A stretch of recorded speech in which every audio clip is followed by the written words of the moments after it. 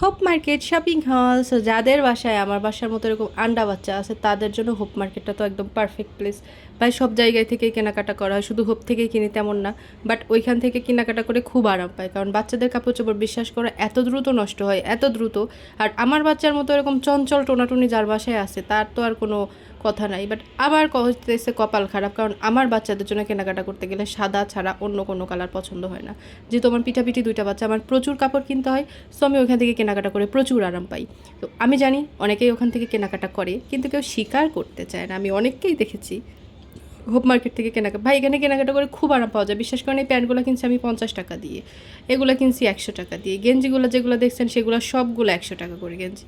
আর এই প্যান্টগুলো কিনছি আমি 80 টাকা করে। তাহলে চিন্তা করেন এই প্যান্টগুলো আমি শোরুম থেকে কিনতে গেলে 200 বা 250 টাকার মতো লাগে। তো ওখান থেকে আমি কয়টা কিনতে পারতাম, বাট এখান থেকে আমি রিজনেবল প্রাইসে অনেকগুলো কিনছি। এগুলো সবগুলো বাসায় পড়তে পারবে এবং খুব আরামদায়ক কাপড়। মানে কাপড় বলবো যে একদমই নষ্ট, একদমই বাজে তা না। আপনারা দেখলেই বুঝতে পারবেন। আর এগুলো সব ইনটেক, এগুলো কিন্তু ইউজ করা না। সো বাচ্চাদের জন্য একদম পারফেক্ট একটা জায়গা।